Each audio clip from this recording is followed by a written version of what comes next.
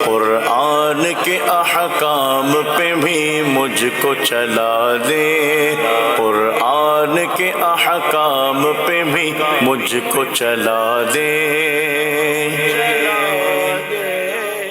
الحمدللہ رب العالمین والصلاة والسلام علی سید الانبیاء والمرسلین، اما بعد فاعوذ باللہ من الشیطان الرجیم، بسم اللہ الرحمن الرحیم۔ محترم ناظرین اکرام، آپ دیکھ رہے ہیں پروگرام احکام قرآن۔ پچھلے پروگرام میں سورہ مریم سے منتخب کردہ جو آیت مبارکہ تھی اس پر ہم نے تفصیل سے بات کی، اور اس آیت مبارکہ میں پل صراط کا تذکرہ تھا، اس پر تفصیل کے ساتھ گفتگو ہوئی۔ خیر مجھے یہ لفظ تو نہیں کہنا چاہیے کہ تفصیل کے ساتھ گفتگو ہوئی، کیونکہ مختصر وقت میں تفصیل بیان نہیں ہو سکتی۔ وہ اتنا ایک اہم سوال تھا کہ کیا انبیاء کرام علیہ السلام بھی گزریں گے، کیونکہ شروع میں نے سوالات لے لیے تھے 4-5، تو اس سوال کا جواب بھی رہ گیا۔ اجمالاً تو دے دیا تھا کہ سبھی گزریں گے، تو مفسرین نے لکھا کہ نبی اکرم علیہ السلام سب سے پہلے گزریں گے، اور اس کے بعد دیگر انبیاء اور پھر امتیں گزریں گی۔ تو خیر مختصر وقت میں پل صراط پر بات ہوئی، ورنہ تو بہت ساری احادیث تھیں مزید بیان کی جا سکتی تھیں، لیکن اس بیان نہیں کی جا سکیں۔ اور چونکہ ہم آیات احکام بیان کرتے ہیں، اس آیت کا تعلق اگرچہ کہ آیت عقیدہ سے تھا، لیکن ایک عمومی موضوع تھا اور بہت زیادہ پوچھا جانے والا موضوع تھا، اس لیے علماء نے اپنی کتابوں میں، یعنی وہ علماء جنہوں نے آیات احکام کی تفسیر لکھی، انہوں نے اپنی کتابوں میں اس کو منتخب کیا۔ آج ہمارے زیر مطالعہ سورہ طٰہٰ ہے، اور سورہ طٰہٰ کی 2 آیات ایسی ہیں جن کا علماء نے آیات احکام کے طور پر انتخاب کیا ہے۔ ایک ہے آیت نمبر 14 اور دوسری ہے آیت نمبر 130، اور اتفاق سے دونوں کا جو تعلق ہے، دونوں کا جو موضوع ہے وہ ایک ہی ہے، یعنی نماز۔ اگرچہ کہ نماز کے ڈیفرنٹ جو زاویے ہیں اس پر بات ان میں کی گئی ہے۔ جو آیت نمبر 130 ہے، فَاصْبِرْ عَلَىٰ مَا يَقُولُونَ وَسَبِّحْ بِحَمْدِ رَبِّكَ قبل طلوع الشمس وقبل غروبها، اس میں جو 5 نمازیں ہیں ان کے اوقات بیان کیے گئے ہیں، اور اس موضوع پر ہم پچھلے ایک سلسلے میں تفصیل کے ساتھ بات کر چکے ہیں، اور ہم نے اس مقام پر جو آیت مبارکہ تھی اس کے علاوہ بھی دیگر مقامات کی آیات شامل کی تھیں۔ اس لیے جو آیت نمبر 130 ہے، اگر آپ اس کی مزید ڈیٹیل کے ساتھ تفسیر دیکھنا چاہتے ہیں تو ہمارے اس سلسلے کو تفصیل کے ساتھ ملاحظہ کیجیے۔ آتے ہیں آیت نمبر 14 کی جانب۔ سب سے پہلے تو بڑھتے ہیں آیت نمبر 14 سے پہلے آیت نمبر 13 اور جو 14 ہے، ان دونوں کی تلاوت اور ترجمہ سنتے ہیں۔ قرآن رہنما ہے، جنت کا راستہ ہے، وَأَنَا اخْتَرْتُكَ فَاسْتَمِعْ لِمَا يُوحَىٰ۔ ترجمہ کنز ایمان۔ اور میں نے تجھے پسند کیا، اب کان لگا کر سن جو تجھے وحی ہوتی ہے۔ اننی انا اللہ لا الہ الا انا فاعبدنی واقم الصلاۃ لذکری۔ ترجمہ کنز ایمان۔ بے شک میں ہی ہوں اللہ، کہ میرے سوا کوئی معبود نہیں، تو میری بندگی کر اور میری یاد کے لیے نماز قائم رکھ۔ حضرت موسیٰ علیہ السلام جب وادی طور پر جاتے ہیں اور اللہ رب العزت سے کلام کرنے کا شرف حاصل کرتے ہیں، اللہ اکبر، اللہ تعالیٰ ارشاد فرماتا ہے وَأَنَا اخْتَرْتُكَ، میں نے تمہیں منتخب کیا ہے، فَاسْتَمِعْ لِمَا يُوحَىٰ، جو تمہیں کہا جائے، جو تم پر وحی کی جائے۔ آج بغیر حضرت جبریل امین کے وحی ہے۔ اللہ اکبر، حضرت موسیٰ کلیم اللہ، اللہ کا کلام سن رہے ہیں۔ کان لگا کر سنو۔ علماء لکھتے ہیں کہ صرف ان کے کانوں نے آواز نہیں سنی، اور آواز بھی ہم کہہ رہے ہیں، کوئی اور لفظ ایسا نہیں ہے جو اس کے لیے کہا جائے، ورنہ تو اس کلام کے وہ اوصاف ہیں جو بندوں کے کلام میں نہیں ہوتے۔ تو حضرت موسیٰ علیہ السلام کے صرف کانوں میں وہ آواز نہیں آئی، بلکہ پورے جسم نے وہ آواز محسوس کی، اور وہ آواز سنائی دی گئی، جو حصے سما تھی وہ پورے جسم کو عطا کر دی گئی تھی۔ اللہ رب العزت ارشاد فرماتا ہے اننی انا اللہ، بے شک میں رب ہوں، میں معبود ہوں، لا الہ الا انا، میرے سوا کوئی معبود نہیں ہے، فاعبدنی، میری ہی عبادت کرو۔ فرمایا واقم الصلاۃ لذکری، اور میری یاد کے لیے نماز قائم کرو۔ تو بنیادی طور پر تو اس آیت مبارکہ میں توحید کے بعد نماز کا تذکرہ ہے۔ آیت نمبر 14 میں علماء نے یہاں یہ بیان کیا کہ یہ جو لفظ ہے اقم الصلاۃ لذکری، یعنی معنی یہ بنے گا اقم الصلاۃ لاوقات ذکری، کہ جب نماز کے اوقات آ جائیں تو پھر نماز قائم کرو۔ خطاب ہے حضرت موسیٰ علیہ السلام سے۔ دین محمدی جو ہے، امت محمدیہ جو ہے، اس کا ان آیات کے پس منظر سے کیا تعلق ہے، اس بات پر آج ہم تفصیل سے گفتگو کریں گے۔ کن موضوعات پر گفتگو ہوگی؟ آیت نمبر 13 اور 14 کے تحت سب سے پہلے ہم سورہ طٰہٰ کا تعارف جانیں گے کہ سورہ طٰہٰ کا تعارف کیا ہے۔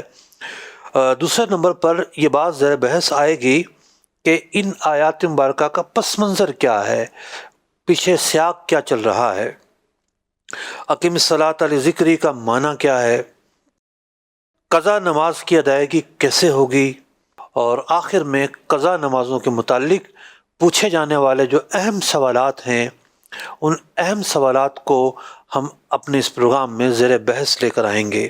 ناظرین محترم، سورہ طٰہٰ 20ویں صورت ہے اور 16ویں پارے میں ہے۔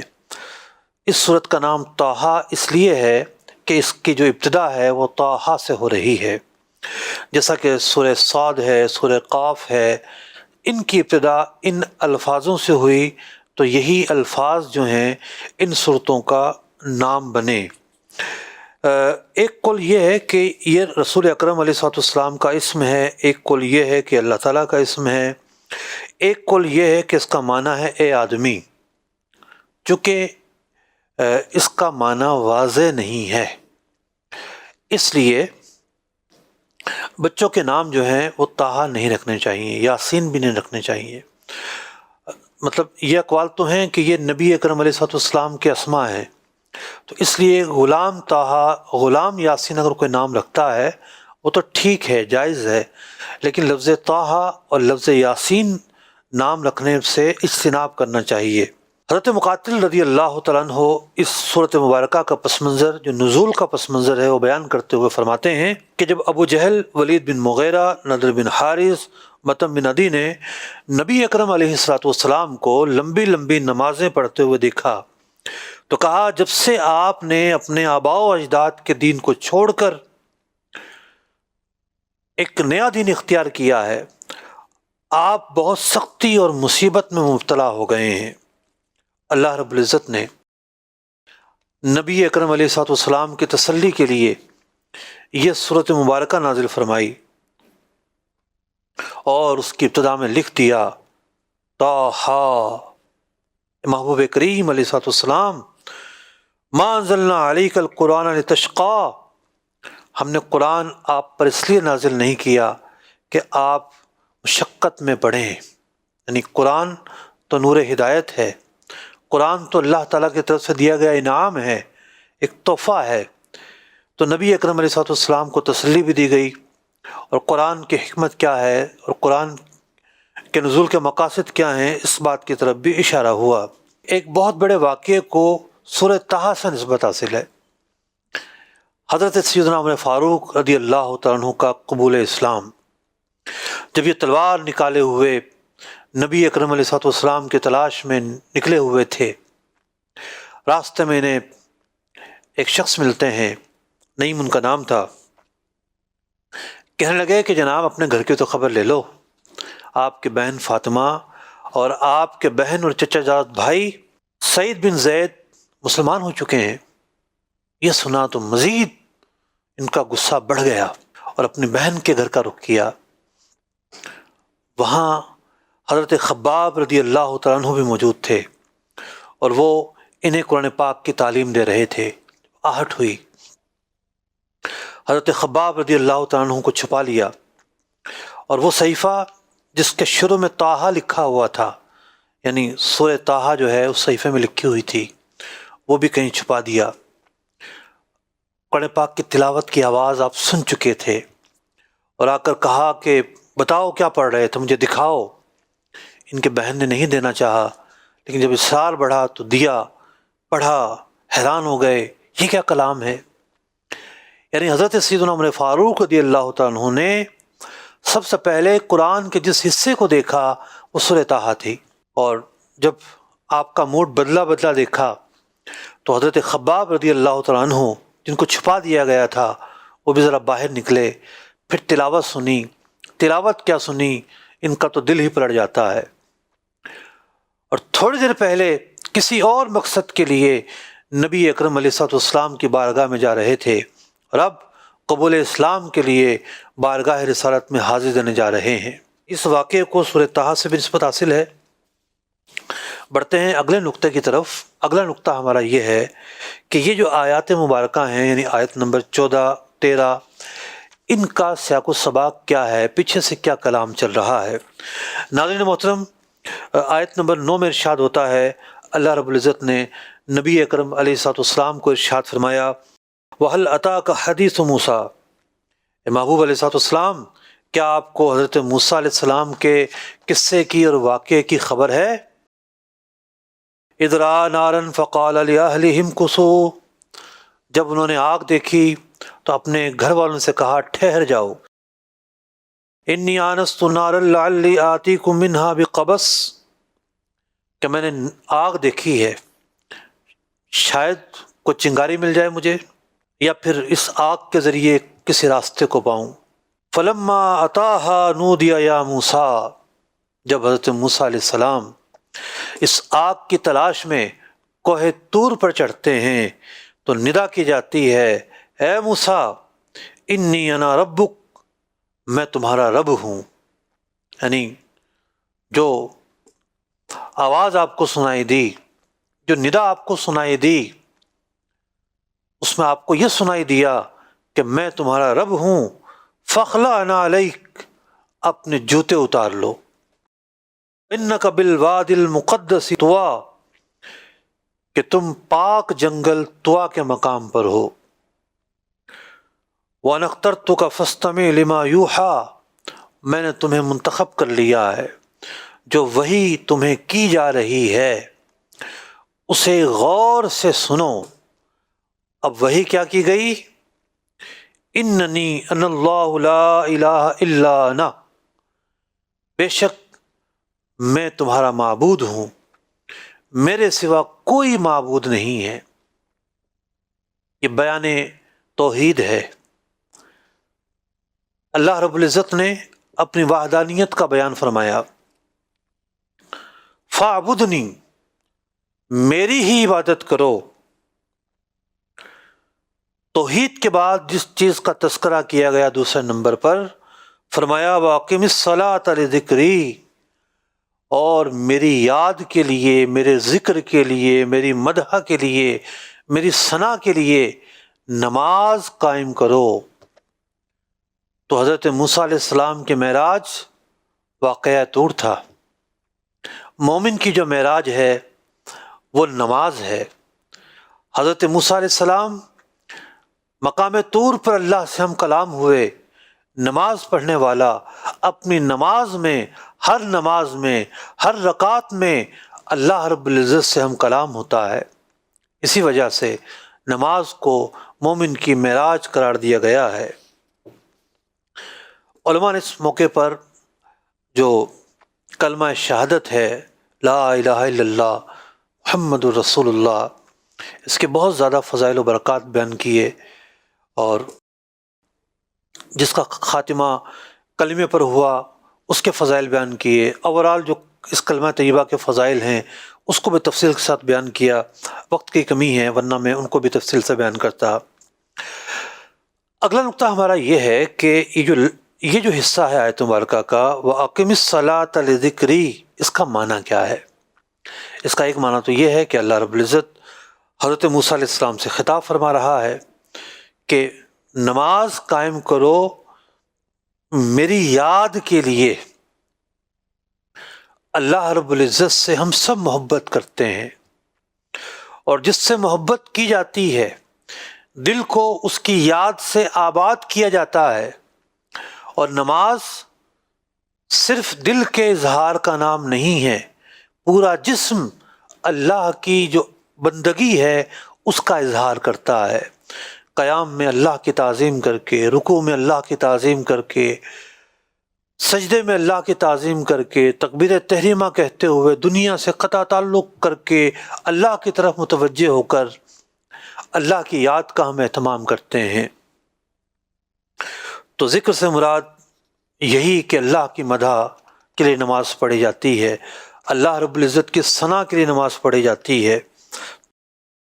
اور ایک معنی اس آیت کا یہ بیان کیا گیا کہ چونکہ نماز کے لیے اوقات مقرر ہیں، جیسا کہ سورہ نساء آیت نمبر 103 میں فرمایا گیا، ان الصلاۃ کانت علی المؤمنین کتابا موقوتا، بلا شبہ نماز جو ہے وہ مسلمانوں پر وقت باندھا ہوا فرض ہے، یعنی ہر نماز کے لیے ایک وقت مقرر ہے۔ تو یہاں پر ذکری سے پہلے مضاف محذوف ہے، ای اوقاتی ذکری، کہ جب مجھے یاد کرنے کے اوقات آ جائیں، نماز پڑھنے کے اوقات آ جائیں، تو پھر نماز کو ادا کرو۔ ناظرین محترم، یہاں تک تو بات تھی ایک لفظی معنی کی۔ دوسرا پہلو یہ ہے کہ امت محمدیہ کا اس واقعے سے یا ان الفاظوں سے کیا تعلق ہے؟ نمازیں تو فرض ہوتی رہی ہیں انبیاء علیہ السلام پر، لیکن خاص مفسرین نے اس آیت سے کون سے مسائل کا استنباط فرمایا ہے؟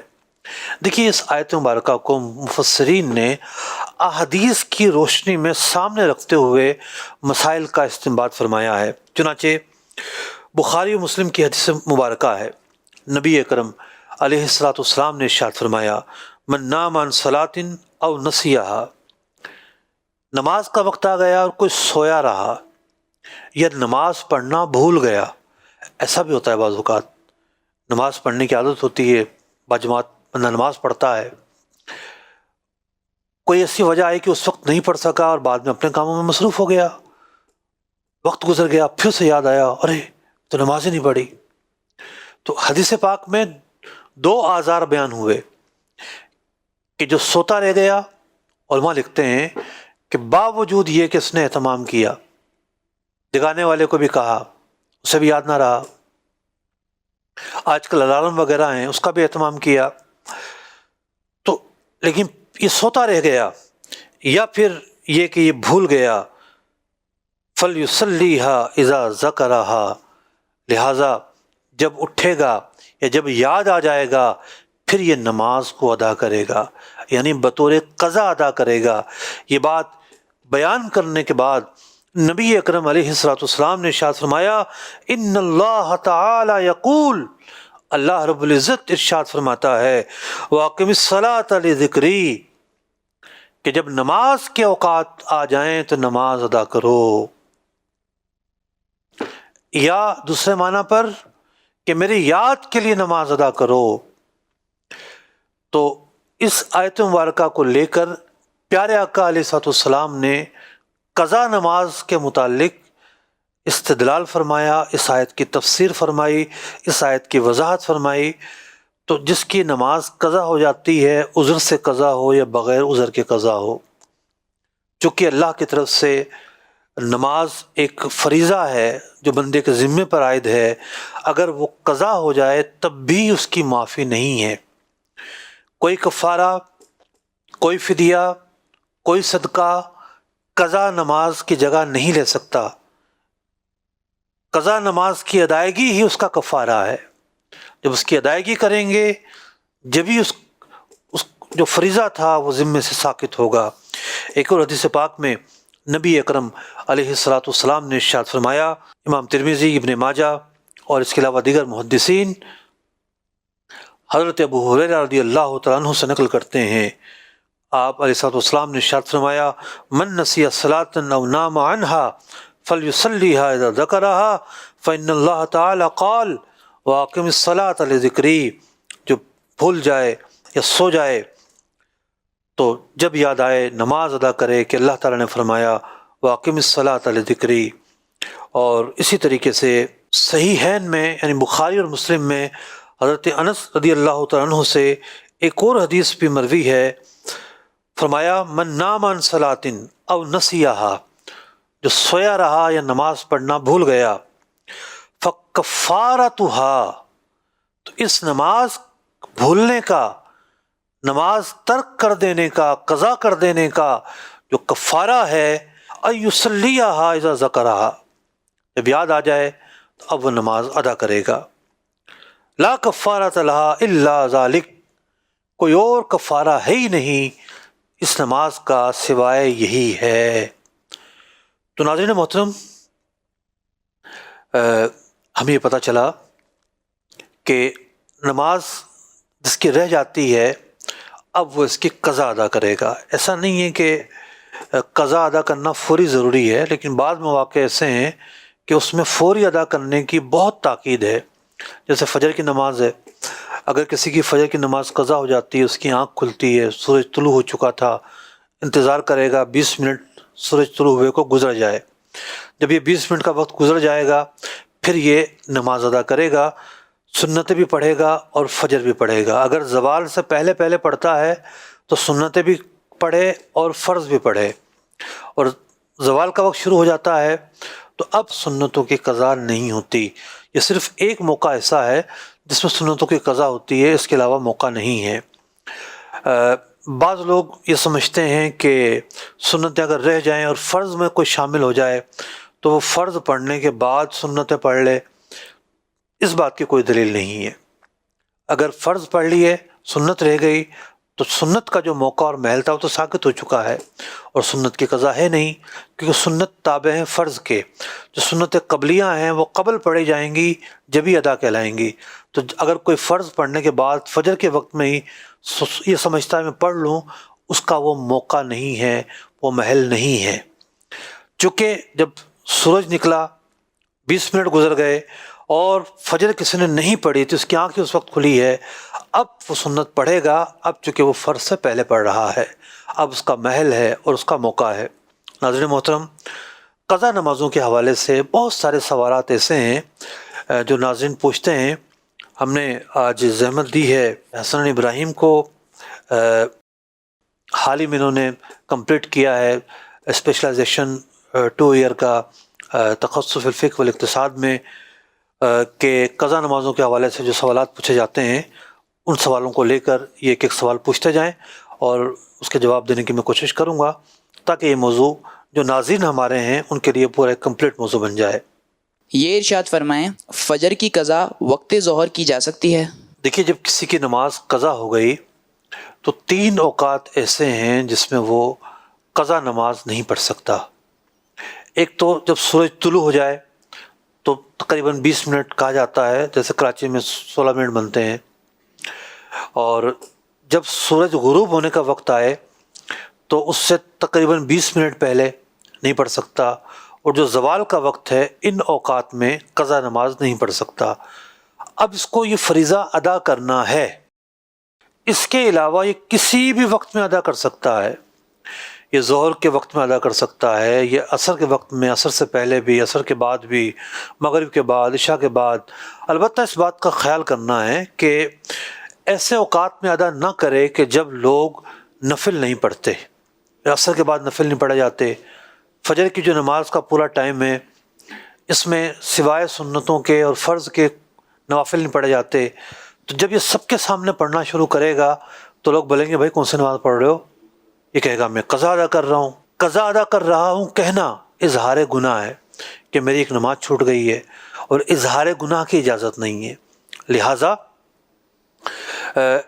اگر یہ چھپ کر پڑھ رہا ہے تو فجر کے وقت میں بھی پڑھ سکتا ہے اور عصر کے بعد بھی پڑھ سکتا ہے، اور جب سب کے سامنے پڑھ رہا ہے تو ایسے اوقات میں پڑھے کہ جب نوافل بھی پڑھے جاتے ہیں، تاکہ دیکھنے والا یہ سمجھے کہ شاید یہ نوافل پڑھ رہا ہے۔ جی یہ ارشاد فرمائیں جس شخص پر کئی نمازیں قضا ہوں تو کیا وہ ان کی ادائیگی کے وقت اس دن کی نیت کرے گا جس دن اس کی وہ نماز قضا ہوئی ہو؟ اگر اسے یاد ہے، مثال کے طور پر منگل کے دن فجر کی نماز قضا ہوئی تھی، یاد ہے تو اس کی نیت کرے گا کہ اس منگل کو جو میرے ذمے فجر کی نماز قضا ہے اس منگل کی، تو میں اس کی نیت کرتا ہوں۔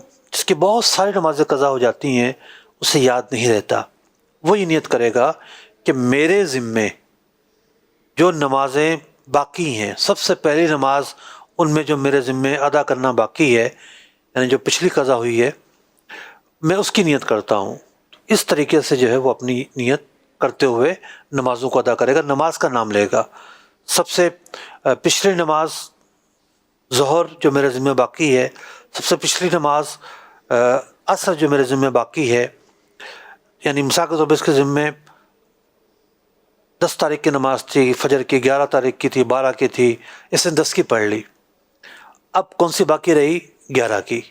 تو پچھلی کہنے سے یوں مراد لے گا یہ والا دن کہ میں نے قضا پڑھ لی ہے کچھ دنوں کی، تو اس کے بعد جو پہلی نماز میرے ذمہ باقی ہے یا جو پچھلی نماز میرے ذمہ باقی ہے، فلاں نماز، میں اس کی نیت کرتا ہوں، تو اس انداز پہ یہ نیت کرے گا۔ یہ ارشاد فرمائیں جس شخص پر کئی نمازیں قضا ہوں تو کیا اسے دیگر نوافل ادا کرنے کا ثواب ملے گا؟ دیکھیے نوافل 2 طرح کے ہوتے ہیں، ایک وہ ہوتے ہیں جن کی الگ سے تاکید بیان کی گئی ہے، جیسا کہ اوابین ہے، تہجد ہے، اشراق چاشت ہے۔ یہ شخص ان نوافل کو تو ادا کرے، ان کے اپنے فضائل ہیں، اپنی ان کے برکات ہیں، بارِ شریعت میں اس بات کو بیان کیا گیا ہے، لیکن اس کے علاوہ جو نوافل ہیں اس کے بجائے قضا نماز ادا کرے۔ نوافل معلق رہتے ہیں جب تک قضا ذمے پر باقی رہتی ہے، جب قضا یہ پوری کر لے گا تو وہ نوافل بھی قبولیت کو پہنچ جائیں گے۔ تو یوں تقسیم کی گئی ہے نوافل کی، ایک نوافل وہ ہیں جن کی تاکید ہے اور ان کے حوالے سے فضائل بیان کیے گئے ہیں، تو ان کو یہ پڑھ سکتا ہے، اور باقی جو نوافل ہیں ان کی جگہ قضا پڑھنا زیادہ اہم ہے۔ یہ ارشاد فرمائیں ایک شخص نے فرض فجر وقت میں شروع کیے، لیکن جب اس نے نماز فجر اپنی مکمل کی تو سورج طلوع ہو چکا تھا، تو کیا اس کو یہ نماز دوبارہ ادا کرنی ہوگی؟ دیکھیے 2 نمازیں ایسی ہیں، ایک فجر کی نماز اور ایک جمعہ کی نماز، وقت میں شروع کی جائے اور اگلا وقت شروع ہو جائے تو یہ نماز باطل ہو جاتی ہیں۔ باقی نمازوں کا یہ حکم نہیں ہے، کس نے ظہر کی نماز شروع کی، عصر کا وقت شروع ہو گیا، عصر شروع کی مغرب کا وقت ہو گیا، مغرب شروع کی عشاء کا وقت ہو گیا، عشاء شروع کی فجر کا وقت ہو گیا، تو وہ نمازیں ہو جائیں گی۔